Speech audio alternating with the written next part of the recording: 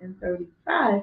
So that when we read Psalm 13, I'm gonna see if you can pick it in the right because it just was interesting to me. I thought it would be interesting to you. And if I'm wrong, that's okay. I've been wrong before. But how many of you actually knew that he took his first evangelistic sermon and he came? Okay, let me turn my volume down. Uh, that it was there and that he was quoting what we're about to read. See, that's why we learned something tonight. So Psalm 13:35 says 13:33. God has fulfilled the same unto us their children, and that He has raised up Jesus again, as is also written in the second Psalm. Thou art my son, this day have I begotten thee, and has been circled, and it's going down to 35. 35. Wherefore he saith also in another song, Thou shalt not suffer thine holy one to see corruption. Right? Psalm 13 or Acts 13? I'm in Acts 13. Okay. Acts 13:33. Acts 13:35. That they were building blocks of which he said out of what we're going to study tonight. And God bless you, Sister Williams. He used them. And why I wanted to do that real quick is because so many times we don't realize there's very little that we find in the New Testament that you're not going to find in the Old Testament, right? And I love how he gave us the example of preaching, didn't he? He came straight from the Word. He didn't come from himself. And so that was just a little quick thing. Wait, what? I hope we get to it because that is a cute little game. I'm excited to do that. We're going to Psalm 14. Psalm 13 is really small. So I think if we get through that and Psalm 14 tonight, if we could, if we can, then we can take it and have fun and stay with it with it. Now, everybody, this is done. Where is Psalm 13 located?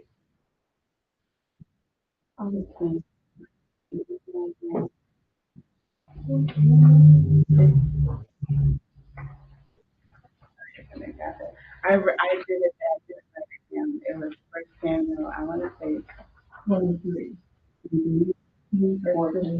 Yeah.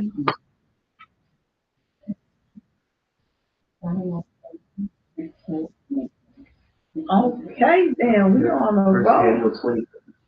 23, 14, and 15. Stop with this.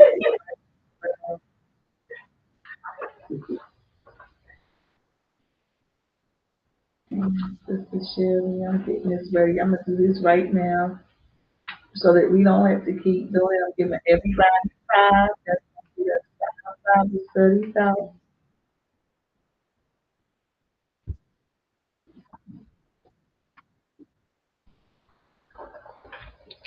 And I'll send Sister Zenova's home. She did tell me about her schedule. Five. So let's go down it real quick. Why? Who wrote it? Who wrote this one? Who wrote Psalm 13? David. Why did David write this song?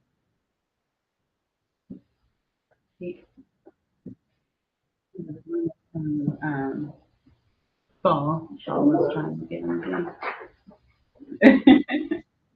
I'm not going to get off super deep and go, which time was he running from Saul? He got Not giving everybody. So Brother Daniel got 10. So Saul was after him, right? And so what's the significance of the song?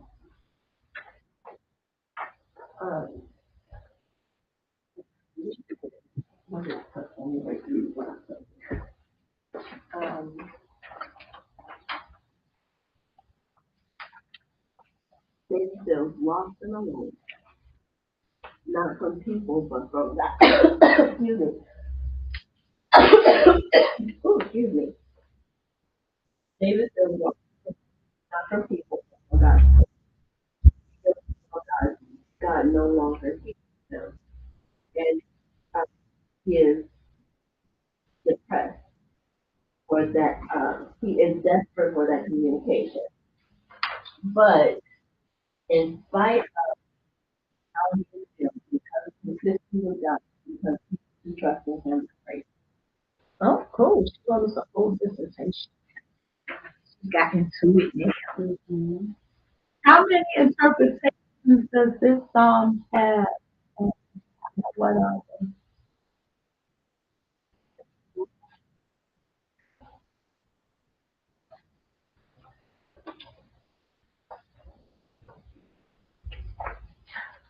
I just say personal, but I also have another question. Okay. But do you want me to wait? So, Because I was reading it like what you said about, you know, um, David was crying out to God and not hearing him, but God was answering with it all before. And so I thought, like, am I missing something? When, when they were in, they're called Toledo or something like that. Yeah, he was like, should I go, God? Should I overtake them? God answered.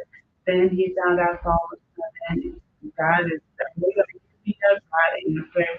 And God about how why would he feel like God's not listening? well, then let's go into it in context. But why don't you read it for us in context?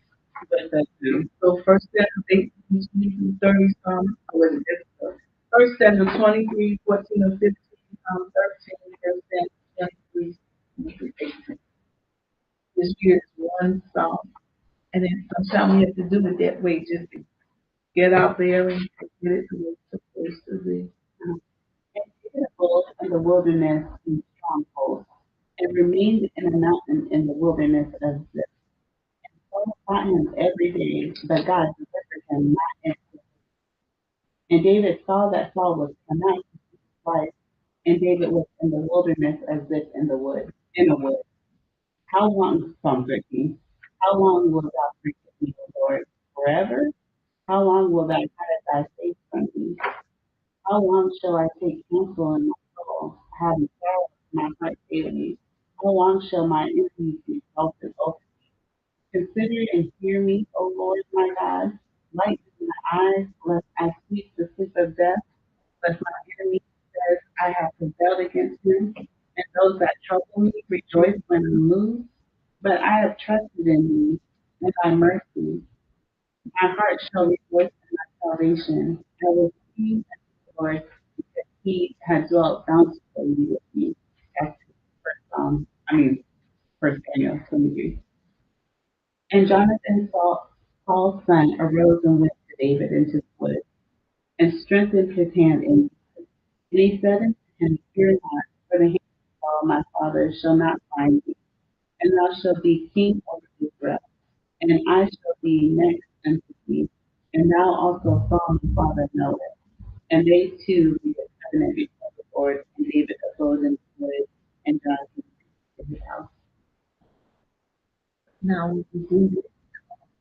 John, let's read it off of this one thing. Mm-hmm. I want to give you a little page book. That's how we got these in the first place. Oh. Right? I didn't say that before. I should have said that. So when you look at it just in that context, but sometimes we could go back a little bit further and go forward. People right there, we can still do study. And so here, it's not that he he's not being asked or heard.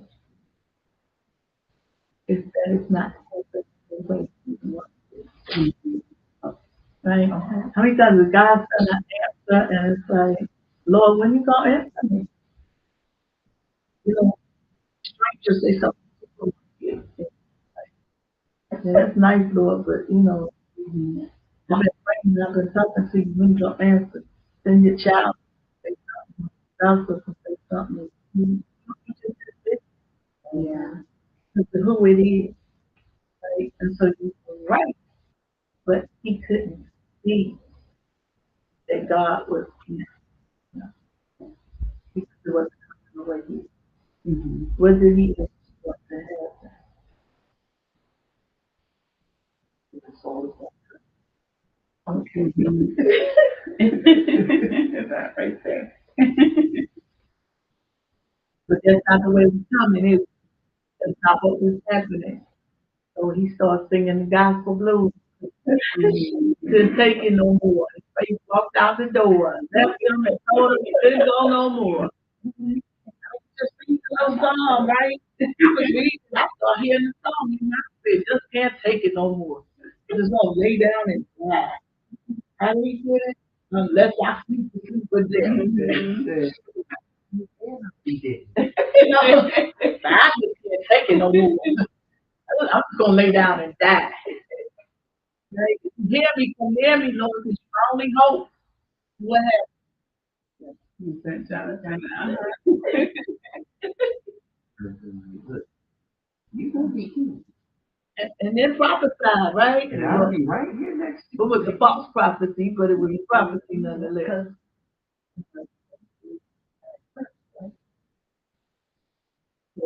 You know, but he was half right. So I put it again because I need y'all to always remember this. I'm not saying it just to say it, I'm saying this is true. Difference of false prophet and a prophet of a false God. Okay? Right? Who can tell me the difference? I think a false prophet is someone that's just going out there telling false stuff because it makes them look good and to make it look. Whereas a prophet of a, he's sincere, he makes it some things right, but it's not all going to be right because it's not coming from God. No, that's good. Sounded good. Like the emotional and real bad opinion. So Prophet. Because a prophet of God is still a prophet. It's just like a prophet for like acting a bill. And then you have just a false or a wrong or a lying prophet. all the above. Mm-hmm. Like a false prophet says things don't come to fruition. They was told in a book about it. They done went to the school of the prophets and got them to the prophet because they done passed the test. Like with what nations are. I'm just saying, you know. But there are prophets of false God. I like how you brought in Baal because Baal had a whole bunch of them until they came across a man on Mount Trump. Right? We can say a prophet of a false God is legit or she get out. Did you know that Cleo, whatever her name is, she get out this year? She can feel that. She found, well, but she couldn't believe it. Getting parole. She had been out sooner, but she just couldn't keep herself together. She worshiped whatever she worshiped, but it is not our God. And so we can't always say that that's a false prophet. That's the prophet of a false God. False prophet is wrong. And maybe some of these people would be serious about prophetic if they understood in the Bible, if you said something that didn't come to pass, they killed you. Because you should be out here being false. Now we turn it around on people and say, "What you just didn't have enough faith. You did something to stop it from happening." I didn't tell you that in the first place. Because I liked you and I wanted something good for you. So what is our test of true prophecy? Well, Okay. that's good stuff. But while you waiting for it to come true, how do you know that this is a real prophecy that it came from you?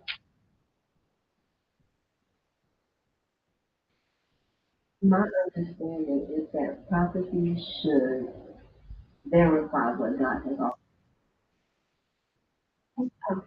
Those words.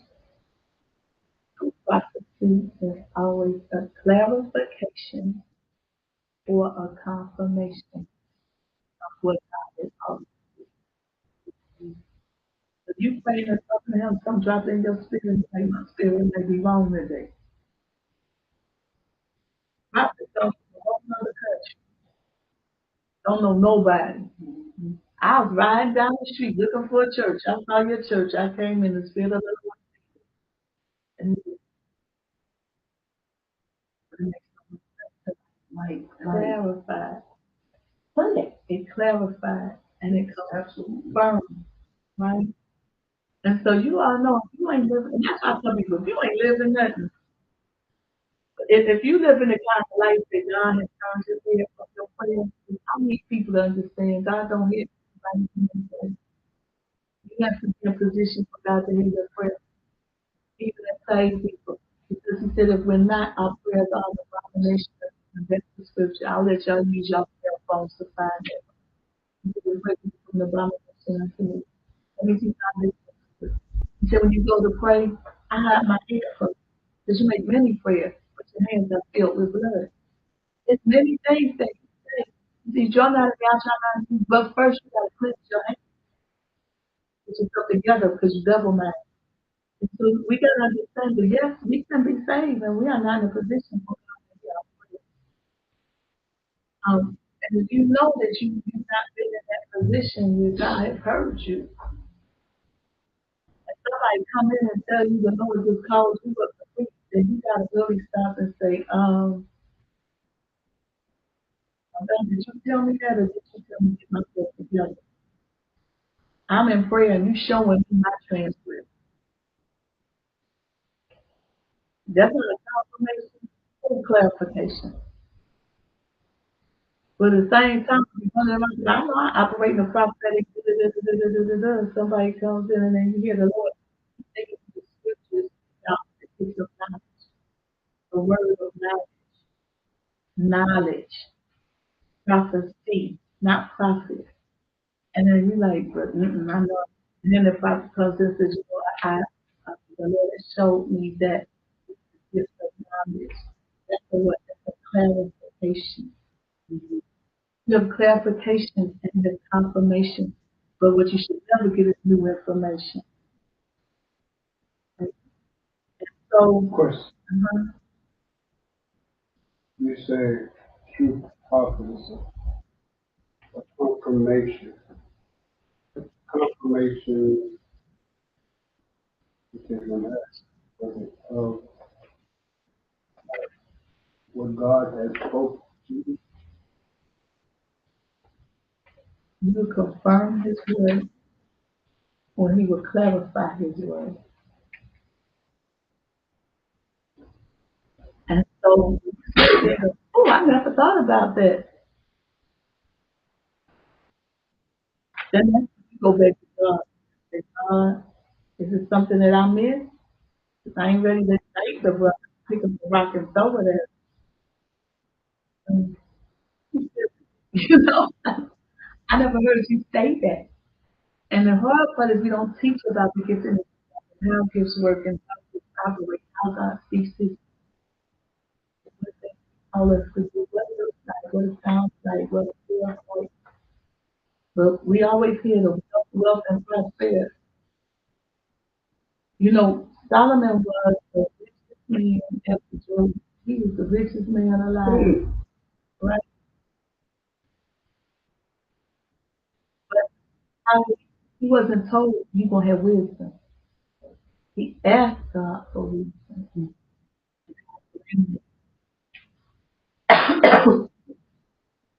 He told Jezebel,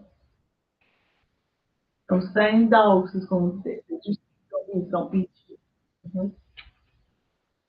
She never heard such a thing. Nobody ever stood up to her and told her anything like that. But then God was a real man of God. And she got ate up by them dogs. Sometimes we haven't heard it yet, because if you go like that, when God speaks to us, you can be reading the word and all of a sudden his spirit just follows you and he reveals. And so the best thing to do then is to wait, right?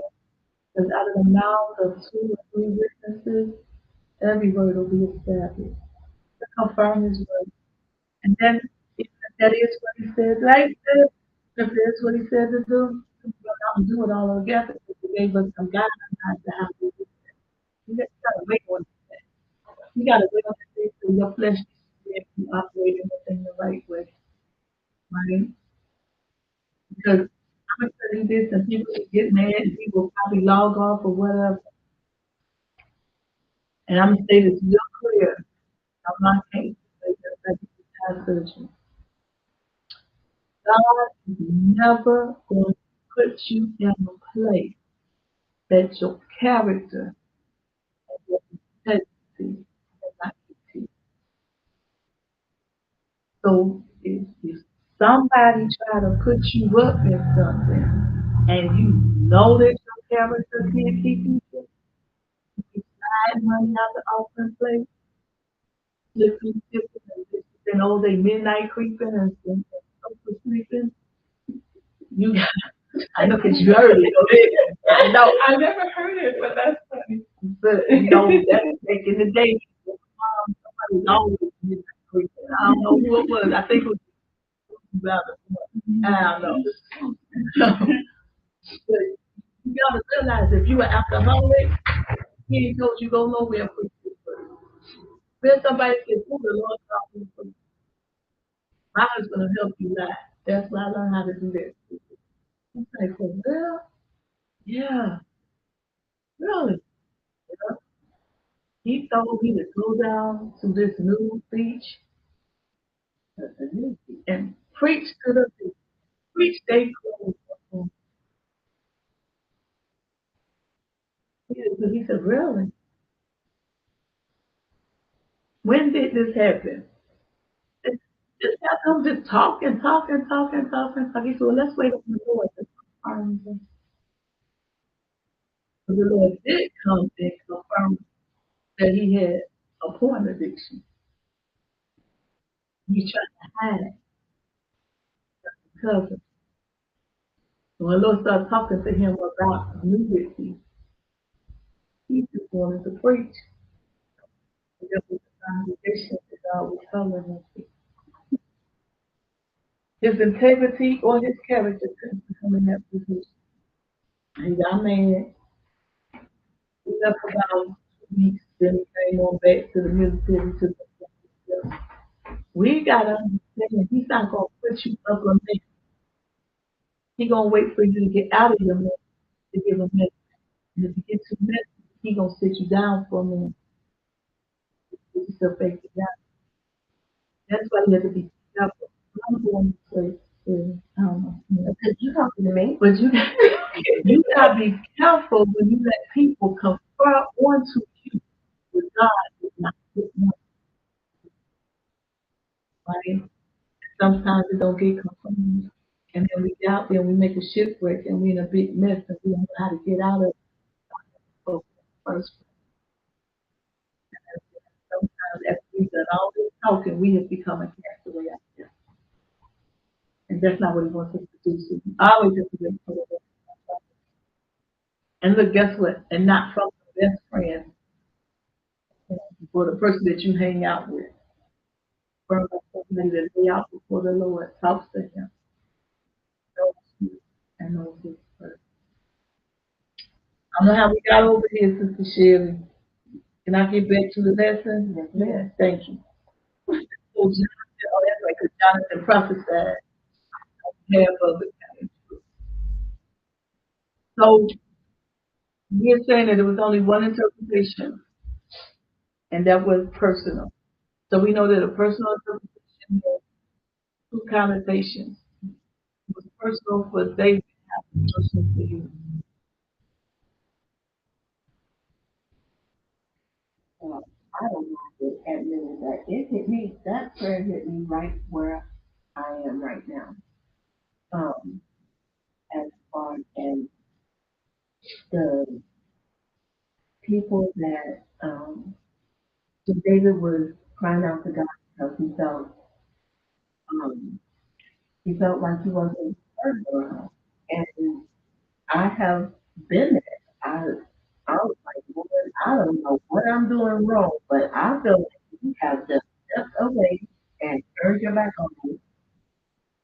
And it just didn't hit me. Just the whole thing hit me right where I am.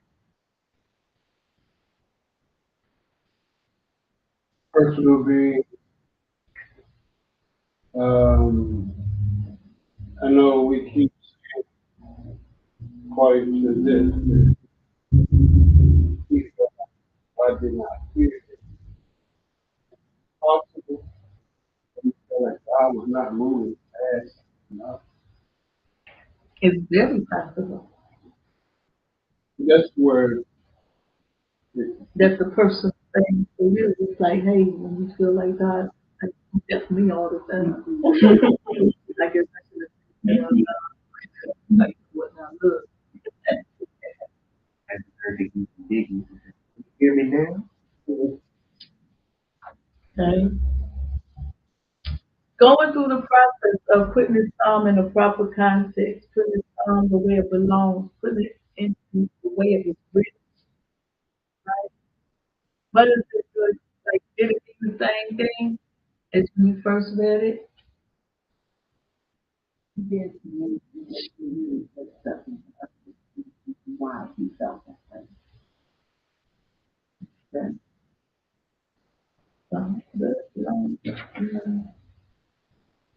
So let's do the impact on it. So, what impact has this psalm had on you?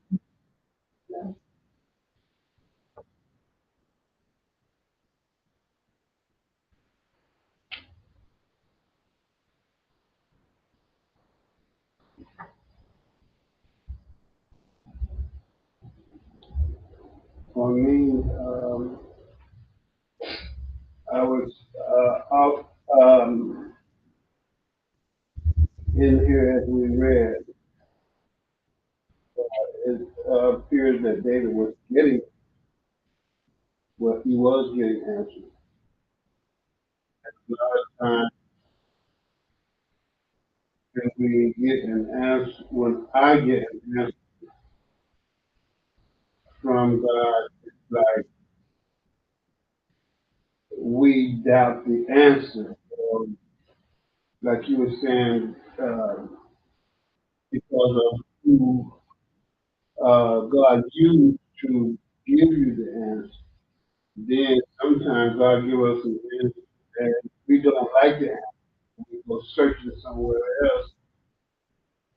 You tell us and eventually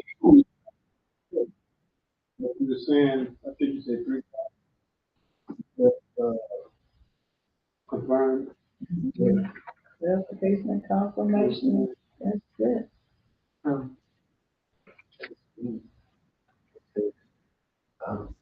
After that, I'm not the only one that has been so enveloped in what I'm going through.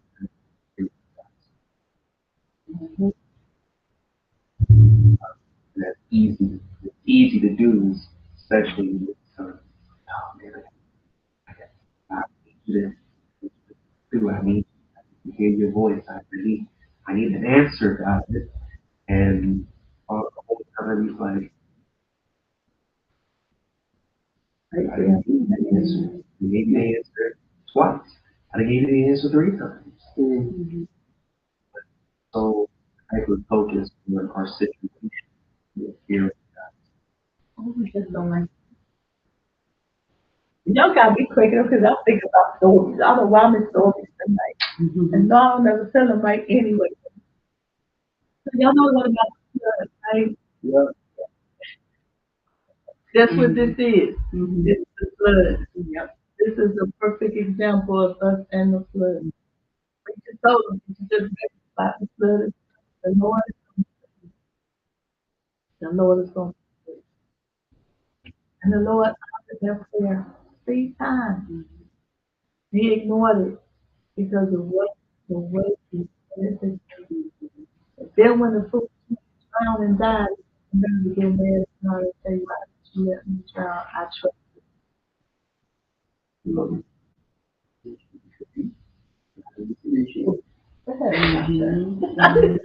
Then you're a helicopter too, right? You wouldn't even grab onto the thing. What more? I was just going to say, on a spiritual level. Well, and these are individual questions because if you start making an individual personal connection to the spiritual, one will never come alive to you until you know that you're living and you're dying for. Well, my attitude was, once I get opportunity, I want it to happen. Gotta be able to reach in a way that I do. I don't think that's like a faith booster because if we really like just believe God and really hope in God, like even when things don't go the way we want, that anchor is there where we can get to the fight. But I still trust in God. Yeah, I was wondering on get there. Thank you, Mr. Mary. Very good. Getting me. Even though I'm so up like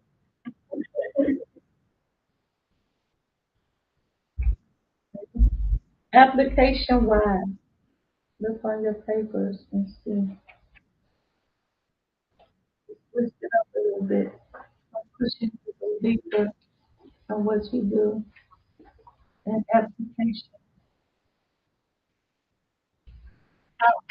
How is it either making it easier for you to apply those scriptures or showing you that you have not been accomplished with Well, it's both for me. It is showing that I have not been applying the scripture like I need to because A, you can't apply it, you just can't do it. That would be like me trying to go to space and I ain't never been to space school. And secondly, now that I understand that I was getting this word because I was David, I was in a place where I was like, I didn't even read it. I would read it and not it wouldn't even make me go to sleep. And I'm like, okay. But what was the second part you said? I forgot. The application part. The application. my about this. Now that I am reading it and getting a true understanding through where it has fallen into place, the circumstances behind it, it helps me to go, okay, Lord, I see how this fits into my life right now. I see the prayers that they pray. I see his actions have been observed and have lived in a way that they are not suspect. Now I take that example like in my life so that when people come at me and go, hallelujah, and that's what it is.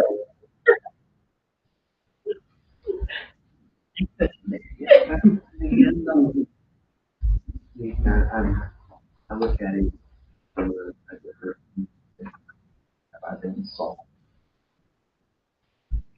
And I see God anoint somebody else and do for somebody else. Because it didn't happen for me, I get bit. I get frustrated because it didn't happen for somebody else.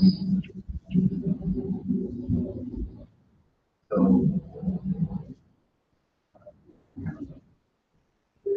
to not do that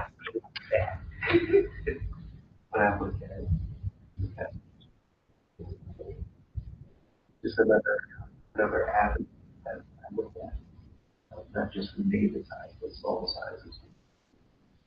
So that's the really key. His anointing. I think if I look at it from Saul and the said, I'm feeling some kind of support differently. No. Well, maybe it's just me. Church family. How many of you know that you have stepped just a step far and God's grace and favor and come out to you? And then to know that there's no coming back because now I read the Bible wrong. Y'all can fact check me if you want to. God sent a spirit to possess Saul. Yeah. So you had to be some kind of confident for God to allow the devil to possess you. The torment spirit is there. Then you got to feel some kind of way that this was mine. This was given to me. And just taking it away. It is some kind of way. Especially if you have to see your successor. You're like, oh, that's Saul's. So that's Saul's fault. He mishandled the gifting of God. He mishandled the grace of God. David begins to pray him for God's grace. His grace. God doesn't just do things haphazard. There's always a reason. Whether we want to acknowledge it or not, there's always a reason He allows certain things in our life. Because even if something pandemic, if He didn't cause it, He didn't stop it. It could have did what it did without His permission because the earth is the Lord. Fullness there. He created it. In it. And the last time I looked, they still need His permission, pretty much, anything to those who are the blood washed. The Lord allows this to happen. That needs to look at that. And when we know that we're stepping in the place of that, we should pray for God's mercy. We realize that, no, y'all know I've been real. You got into a place where you really got so confident in God because He requires you to pay Him mercy. Pray mercy on someone who's successful. Mm-hmm. And God revealed to you that He about to execute justice and judgment upon them because of His action. But I require you to ask me for mercy. Tell you, that's a predicament. That's when you really know if you're going to do what God says do, or you're going to still yield to it. If you got to a place where you cry out to God for mercy for someone, and then you was like, but it's Jesus first. And then He said, you will have to intercede for them. And then we feel persecuted. We feel like it's us. So now we asking God to have mercy on us. He didn't tell us to pray for mercy for ourselves. He told us to pray for mercy for them. So we're going to do quickly. I need somebody to get 2 Corinthians 12, verses 7 through 10. Somebody get Hebrews 12, verses 10 and 11.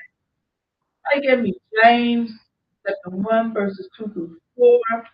Somebody get 1 Peter chapter 1, verses 6 through 7. Because the bottom line is y'all keep all this on your head. Y'all did the work and you really found out that they depressed and discouraged. He is in desperate trouble and he feels that God is absent and or unwilling to give him practical help. So we get two lessons out of it, right? One is that we have to understand that our prayers may not be answered immediately, but that doesn't mean He has not heard. No, I didn't. Okay. Yes. And then I said 2 Corinthians 12, 7-15.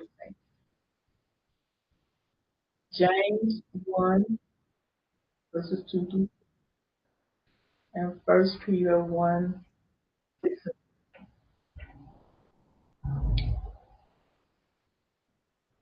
And we have to pray at those times when things are taking a long time.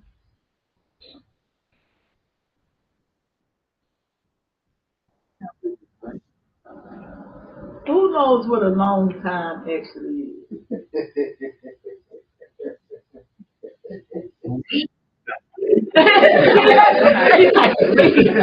Brother Daniel's like, I can't go here. What was that?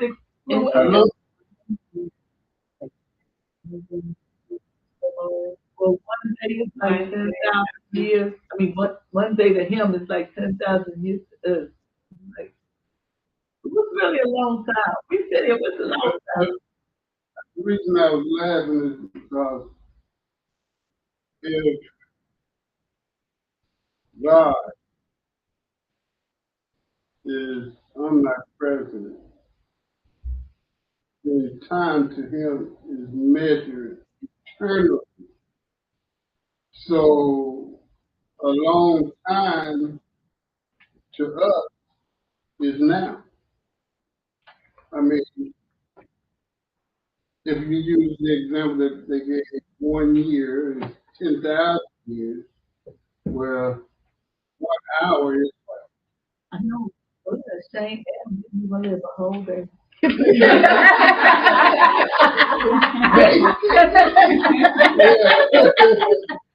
I'm doing um,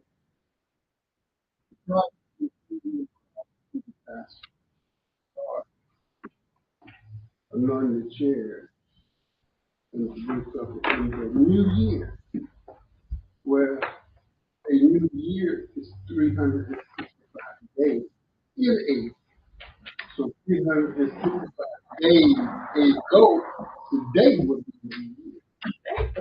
So it's now. It's really relevant. We keep trying to say, I can wait a long time. Mm, God, like, I need to spend the answer because I have other things to do. You know, they slaughtering Christians in China right now. Yours is not late. This is next decade. mm, Some of us think if I prayed and waited a week, I'm suffering to this one hit me this day because I'm like, Lord, I asked you for something. I've been praying for this for 4.5, mm. and then I can just plainly say, and but that's really not really a long time. You know, like I think we limit on God based on our own understanding. So we give it a long time. But we do that when, you know, you gotta leave. If you sick, if you puking your guts out, then what do you do for that? Mm-hmm. Like God now. So when Now, it's a long Let's say a long time is at full defect. it's very psychologically sound answer. We was in the office, I would be like, you got it. Because as long as you have anticipation, right? As long as you keep momentum, you just see yourself working towards something.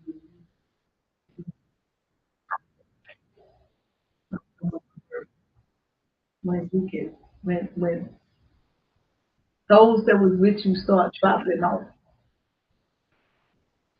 it's like this. But the cancer patient, I made a statement. I didn't mean that. I wasn't trying to be offensive or anything like that. I was like, when it was immediate and emergent, when it's like, this is aggressive, it's going to be 6 months if we don't, we hear. We had the surgery. I'm leaking and all this other kind of stuff. What you need? Can we do this? Can we do that? Now you're able, doing everything. That's right. The treatment was different. Sooner or later, everybody wanted to see what they was doing. And I still had to deal with it in and out. So I still had to do with not being able to live, to be able to move, to be able to do this. Those waves, and different things. Everybody had. When I got up and I could walk, okay, she did. She doing it. That's what new medical practices happen. I was like, y'all ain't gonna give me no call, so let me count my steps. Bed, all that. I gonna need me to get some help to the bathroom and be right back to life, right? Let me see how many steps it is from the bed to the couch. I counted till I bumped into it. Now the stairs wasn't fun. They threw the baby gate up. I'm like, oh, good. The stairs not good for you to fall down. The stairs. You know, a couple of times I was walking, I felt the gate, and I'm like, oops, you were too close to the stairs. You know? But life goes on. You are still working through the thing. You feel very much alone. And it feels like it's a long time, but it's really just that you're tired of being in that situation. And you tired of being in that situation alone. That's even why with visitations when people die, you'll never see me show up. I show up the first day, hey, your first lady, this out whoever I'm supposed to be. Um, information gathered and all of that, and all of that. See me at the funeral, you ain't gonna see me no more for about 3 to 4 because that's the time everybody go back to life and you sitting out by yourself and just deal with that loss. That's when I pop up and just don't to go alone. And guess what that does? It makes it not be so long, right? So it's a perfect realm of balance about what is wrong. And at those times we have to remember that God is, what is his name? That means God is with us. Yes, we have to remember how he himself to what he does. When it's the appointed time, or when it's due season, he's the one that don't. When it's the appointed time,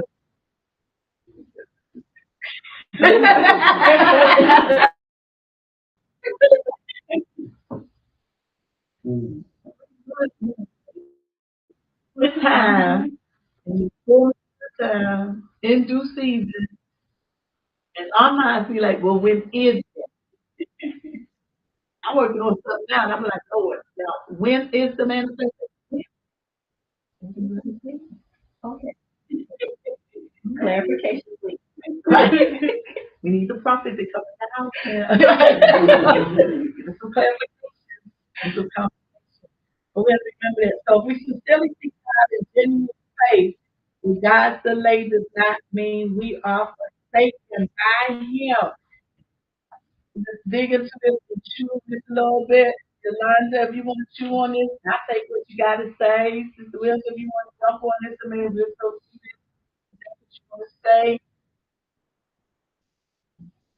Could it be that the reason your fullness of time, the appointed time, has not come yet, and it seems so long, is because God is trying to accomplish some unseen purpose in your life. Yeah, because you're not ready. When we look at our weight, could it really never not really be like, Lord, why are you forsaking me? Share my testimony on Sunday. Two or both of them. I got to share my medical emergency in December, but I got to share cancer. And they laughed because I was like, the day God said, "Can I trust you?" And I said, yes. 3 days later, for some reason, they decided to go back 3 months into mammograms and just do a random check. And the one that was fine, all of a sudden wasn't fine. And that started a series of things that ended up with cancer in 2 places, one being aggressive, supposed to kill me in 6 months. God, when is this going to be over? You said, the Egyptian I see today, I'm going to see no more again forever. But when he going to disappear? I had no kind of conversation. Y'all could be like, what is she so superstitious? I was like, when is this disappearing? How many know that from that moment, it had people that had to be self, that had to, but also that he was working. He was changing some things about me. And it was the perfect storm that I was supposed to step into. He had to there for me. I said to the pastor a month ago, I said, oh, well, might have been more than a month ago. Don't fact check this. I told myself I was going back over my journey. And I asked God for this. And I wrote everything concerning it and what it was. And popped up and sort of fell into my lap. And I said, wow, I don't know what made me go back and look in my journal and see it, but it happened. And it happened with a quick. Well, I had wrote it and I said, well, this opportunity had came to me. And I said, no. But now there's a pull and there's a yearning, there's a readiness for it. If I didn't know it by saying no, would you give it to God? And when it fell in my lap, the first thing I said, I wasn't ready for it then. Mindset, I didn't have the patience, I didn't have the temperament, I didn't have the interest, I didn't have the love. I had love, but I didn't have the love that was I was very evangelistic. You're fine. Let me open the gateway and give you a push. It's your choice. You know, I'm carrying on night with you. Just receive the gift of God. You know, I didn't have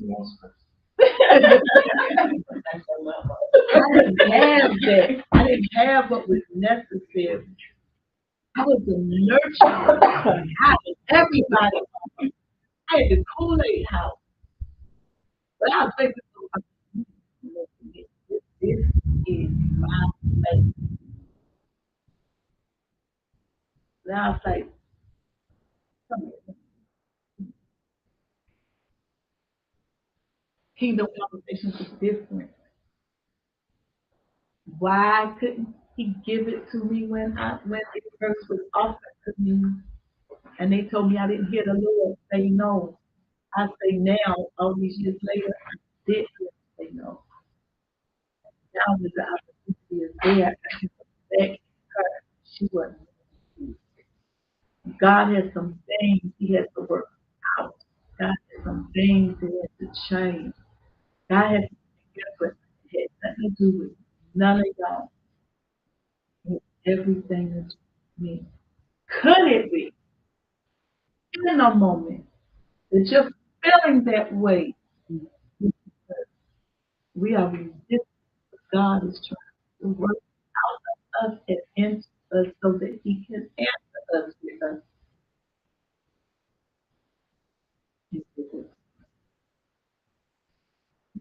The thought. Mm-hmm. Just put it out there. Let's read the Bible. See if I'm out there somewhere like out here.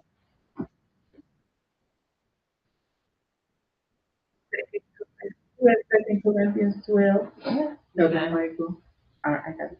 Or you want Michael to grab it? No, I thought he had it. Unless I should also about the abundance of the revelation, there was given to me a thorn in the flesh, the messenger of Satan to test me, lest I should be exalted above measure. For this thing I besought the Lord thrice, that it might be hid from me. And he said unto me, my grace is sufficient for thee, for my strength is made perfect in weakness. Most gladly thereof will I rather glory in my infirmity, that the power of Christ may rest upon me. Therefore I take pleasure in infirmities, in reproaches, and necessities, and persecutions, and distresses for Christ's sake. For when I am weak, then I am strong. Oh, was flat crazy, wasn't it? That's what we say though. What's wrong with him? That's why I laugh when people talk to me. Oh, some people say this stuff policy. I think, what's wrong with you? Now, what was the purpose of the thorn in his flesh? To keep it humble. Why do you need to remain humble? Because God is big and so great and so mighty. On God.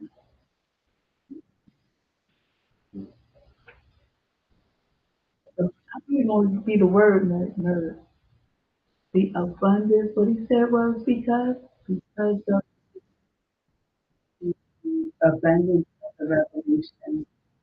Mm-hmm. which one of the other apostles that she got to step up into heaven?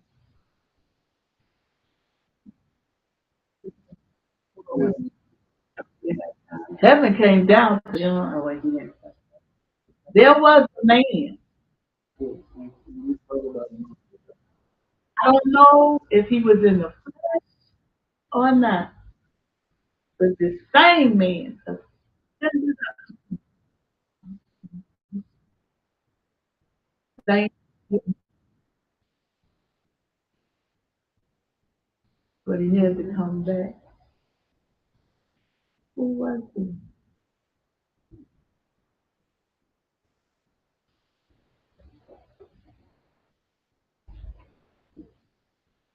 Oh, y'all gonna go good. He just spoke to you. Because of the abundance of revelation, he had the type of relationship that none of us ever had. Jesus checked him out the blue and told him, hey, quit kicking against the brick. I know you think you're doing right, but you're doing what's wrong. Get yourself together. your mind right. Then he started on vision and revelation, calling out, he heard a man to pray about, and the Lord said, so take yourself over there to Thessalonians. Paul walked in a God. None of them did. And when you read, you're going to probably get to talk about going up into heaven and coming back. And God said, you know what? This kind of anointing on somebody's life, this kind of revelation, make a person go, yeah, to keep that from happening. He told Satan what? Take a message to him for me.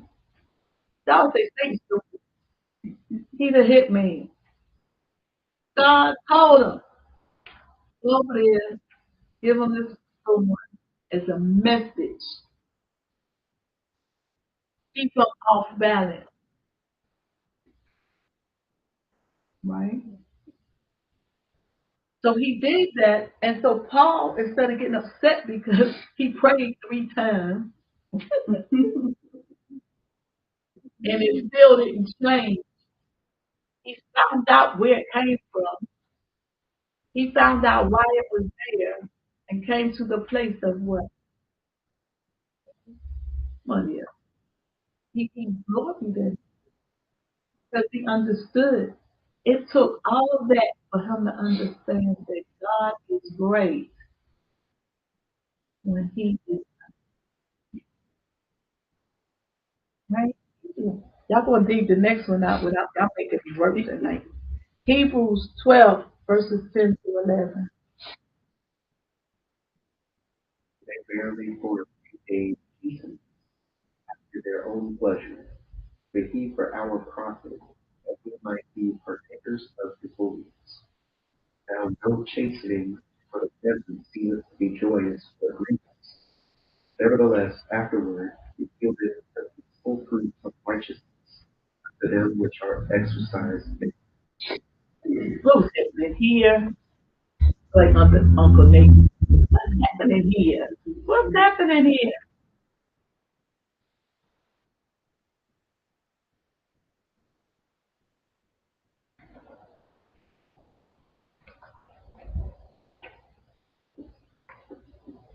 Lord Jesus. We just read it. We're getting beat for days. Days. Days. My fight was over about 5, 10 minutes, right? Before the spot, we done, we go home. I wasn't one of those grab your head and do all this shit in my head. I'm really gonna fight and stop no questions. That's not the movie. The different perspectives even in the understanding that they thought they were having fun beating us, but because of the reason they were getting beat, um, they actually took pleasure in getting beat because they're being beat for the sake of Christ and his So Eddie, they did not have that psychological disorder that takes pleasure in pain.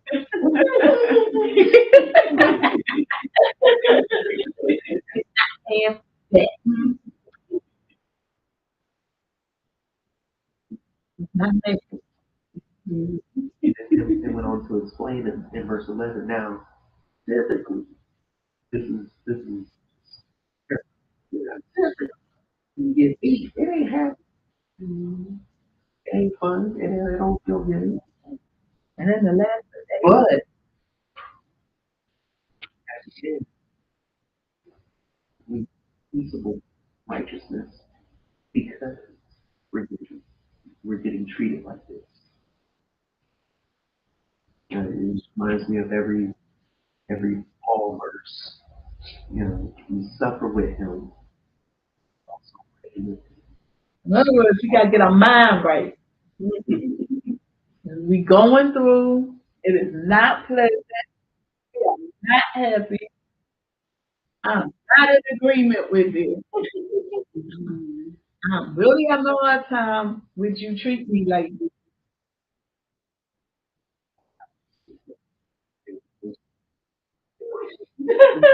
I'm really struggling here. And you got the power to stop this in hours, but we talk about days. It is days now. And it never said they got broken. But it did say that it brought about uh, righteous. That they could be just like, you know. That's why I get mad with the commercial, man. I get mad with the commercials that you ain't gonna never go through nothing. And they might as well just put minister, cow, and chicken all up on the front of the Bible and tell you that's what's gonna happen when you get back. That's what we be believing. Why did you send it to me? Why did that?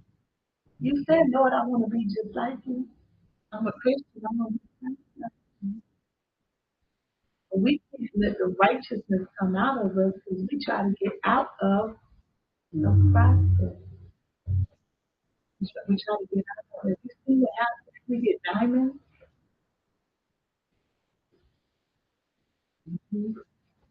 Right. You know what a pearl is really? Not just pressure with the pearl.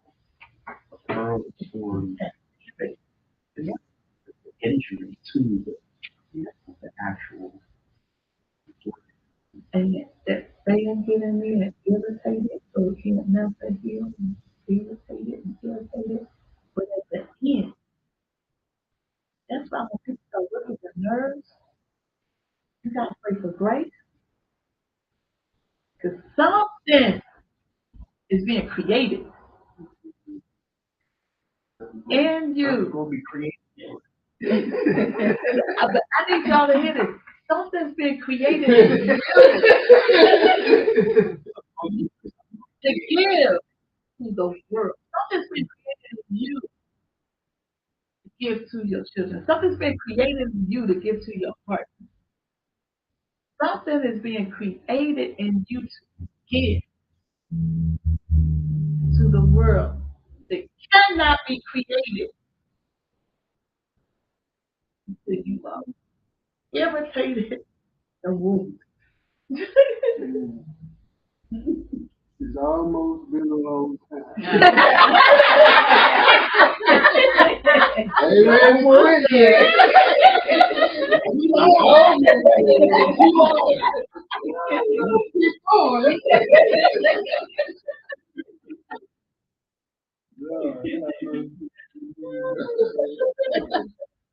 Sitting at my desk tomorrow, like, God, it's been a long time. I'm wounded and irritated. Got wounded, I'm trying to heal this thing irritated. And I know irritation and frustration are two different things. Frustration is a spirit. Irritation is just coming irritated. It's bothering. Like that work that we get something out. Right? Who has James 1, 2 through 4? Ooh.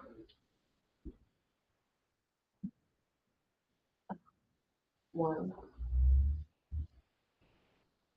two, three, four. My brethren, count it all joy when you fall into diverse temptations, knowing this, that the time of Out, Mike.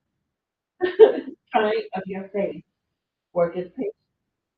But let patience have her perfect work, that ye may be perfect and entire, wanting nothing.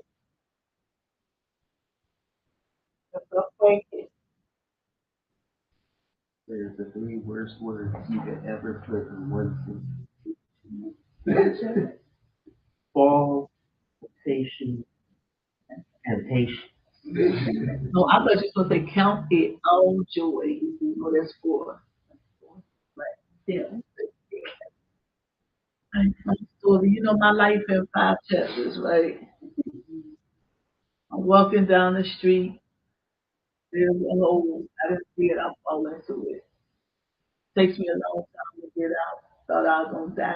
Eventually, I'm going to get out. Chapter 2. I walk down the street and fall in a hole. Don't take me that long to get out of it. Chapter 3. I walk down the street, fall in a hole. It doesn't take me any time to get out of That could be a wonder about your company. it. Chapter 4. I walk down the street. I fall in the hole. It's a head. Chapter 5. Walk down a street. Right? Count it all. If he had to learn, and only learn by literally falling. He learned. Sometimes it is hard to fall in stuff when you don't set out to do it. I didn't set out to do it. It's not what my intention was. It's not what I wanted to do. I'm supposed to be glad about it. I gotta be glad that I messed up. Why is that? I'm thinking, why we gotta be glad? Because it's messing up teaches you what not to do. If you don't ever learn that, okay, if I do this negative thing, and you don't actually learn those things, same thing over and over and over, and keep on, so you take 8, 9, 35, got into false that so many times. because you didn't learn the lesson. Wasn't long enough. Or even now.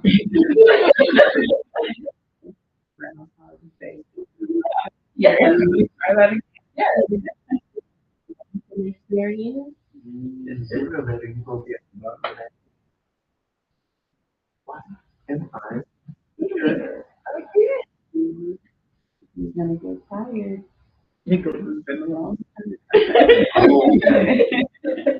I've been down here too long. But mistakes,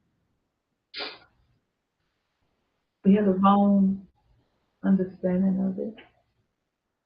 Mistakes are proof you are trying. If you never try, you never make a mistake. Sure. Mhm. Those look at the hate feeling. Imagine what you could do if you just try. Mhm. Mistakes are not dumb, bad person, weak, or ignorant. Mistakes are proof that you are trying. And if you don't try 365 days of the day, you're going to be at the same exact. But if you try and you fail, at least you took a step. Mhm.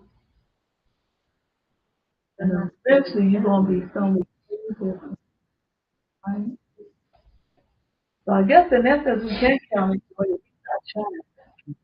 I know I used to pray that prayer right at the end of the day. I can say, I tried.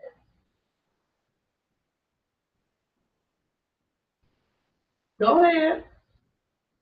Go ahead. You're like, I was going to say that if, I mean, because I tried. I mean, I get it. All to various trials, Various trials. various trials, and your faith is tested.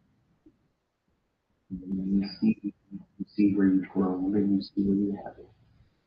You see where you've matured. You see where you have, see what you've perfected. Is um, so something that I am personally still growing in is how to fail so that I don't fail again. The same is So here's the thing. Let's take it down to the spiritual level. I'm in this, Lord, I don't want to be like this, Lord. And then you found yourself like, Lord, I want to do this, Lord. And you find yourself right there. So in case nobody ever told you, that's the Lord is of deliverance. You never really know that you are delivered until you face it and don't fall. When we talk about walking in your deliverance, that's what that is. Just remember my life. I fighting with my thing. You know? And one day I went through the gate and the guy said something and I know everything in me and any other day would have hauled off and just not done. I was sick because just 4 days ago I had fell into that temper trap. And they get up and I said, God, how many times is my temper going to get convicted? And I was alone with you. Because I felt convicted. I ain't feel bad when I was doing it. I just got convicted because I did it one more time. I just think put church And I just sat in the seat, I didn't go to the other end, and I said, God, I need deliverance. And I need to be delivered. He said, and I believe you. And I'm like, I do believe you delivered me, but do it. We went to the gate, and the guy said something. And I just drove on through the gate, and then it hit me when I made the turn here onto our street. I was like, I had to pull over and get my dog. I remember looking and said, you okay, Mom? I didn't just get angry. My temper. Then it felt weird. Once I realized I didn't do it, I felt that and I was able to. Now it bring out anger in people because they want me to act out. I'm like, I'm just not going to do that. You go ahead and have this with yourself. So I'm still facing this temptation, but I've been delivered. The trying of my faith brought deliverance. We have to have patience through the process. Get it done. Last scripture, 1 Peter 1:6-7.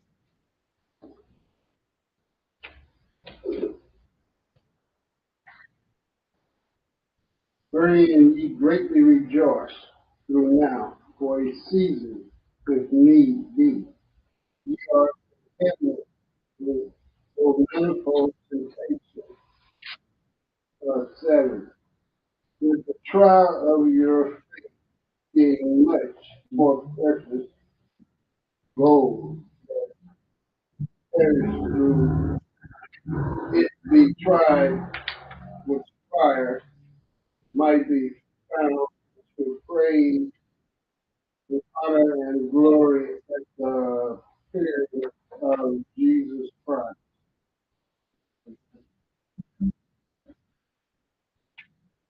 That's a happy verse, isn't it? Mm. Y'all unpack it.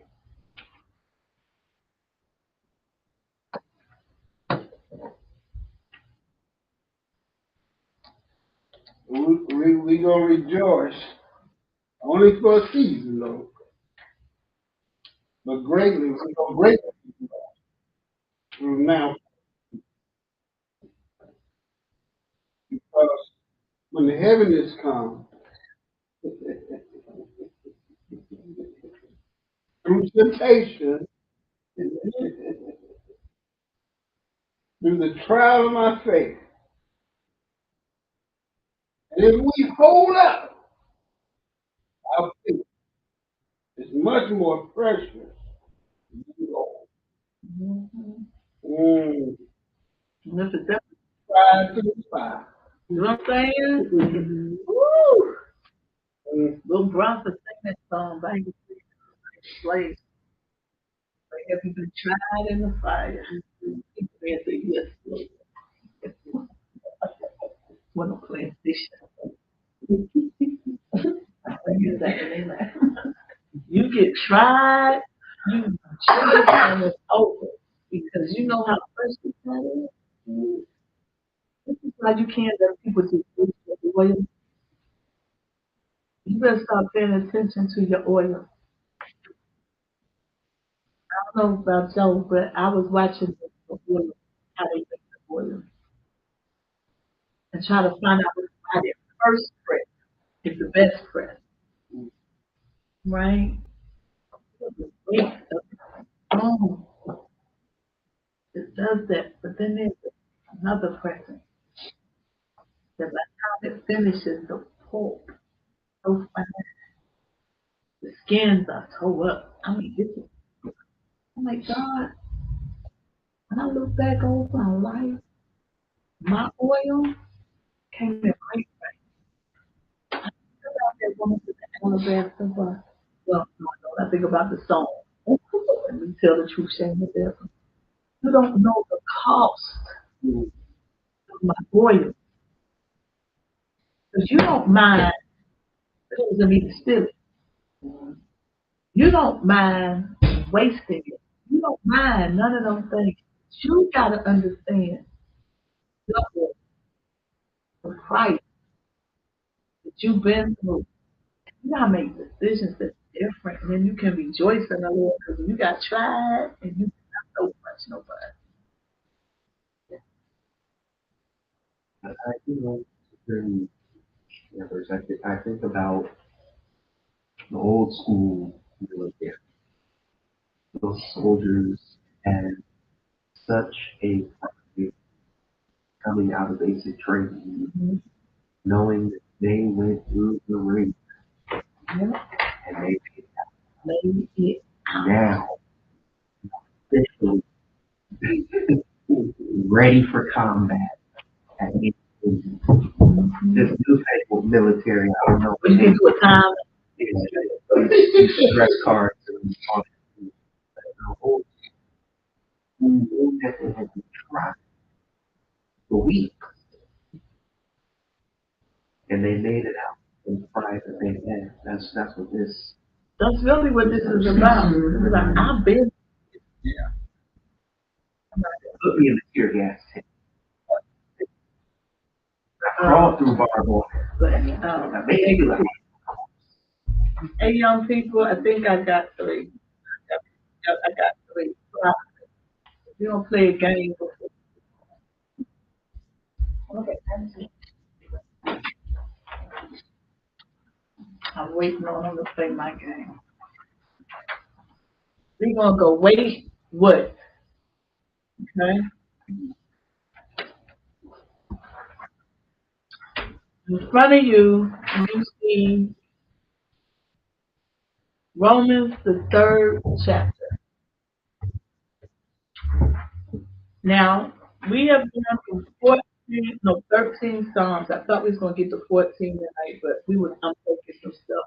Laughter makes the heart feel good, right? So you get to jump ahead one because I didn't think we was gonna get through chapter 14.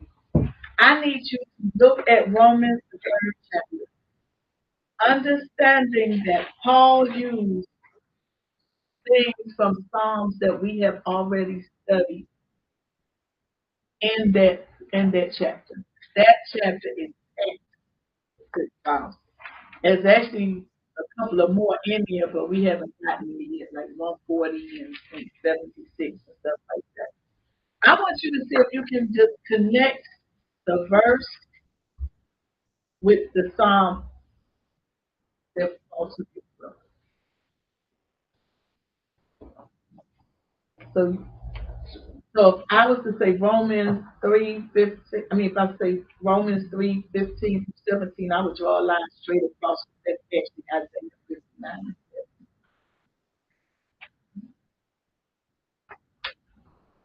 And then we'll do Exodus 6 and go.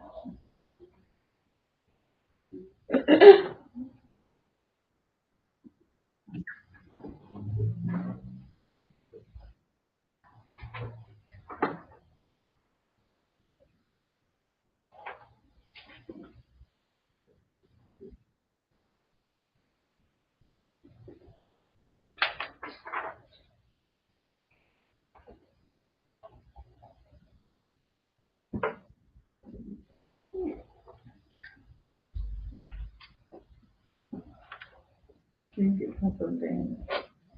He got this. You get to what it is.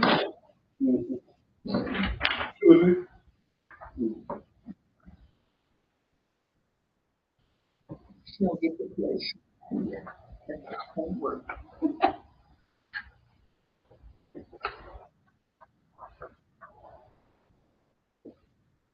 So what I want us to start doing is making connections. Remember last week we did some connections from the Old Testament to the New Testament. We did some connections from the New Testament. So here's all this one. This one, great job with it.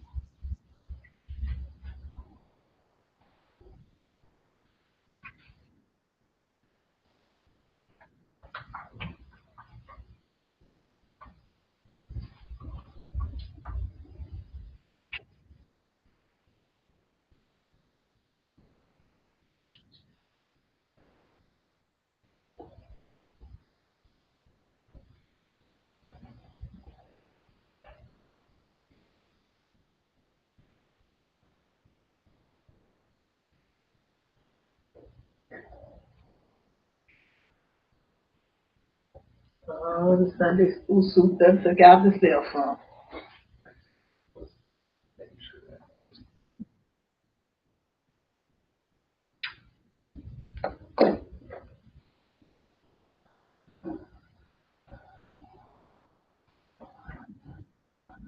So let me sit up correct on that camera. Don't be slouching, teacher.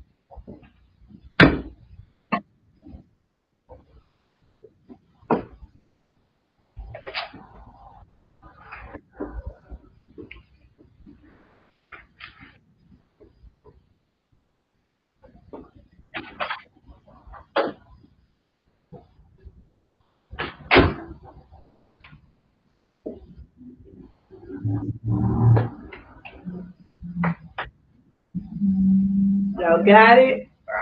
I knew it.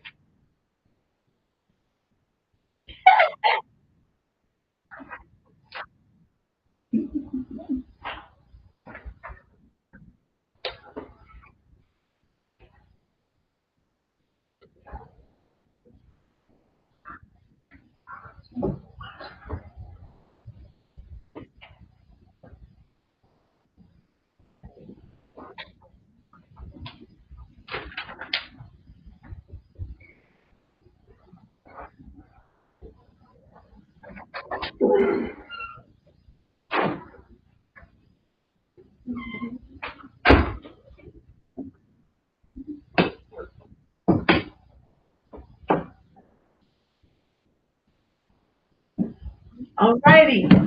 Everybody done? Nope, I see the girls' baby is still working. Done to Alex. Romans 3 verses 10 through 12. Yes. Romans 3:13.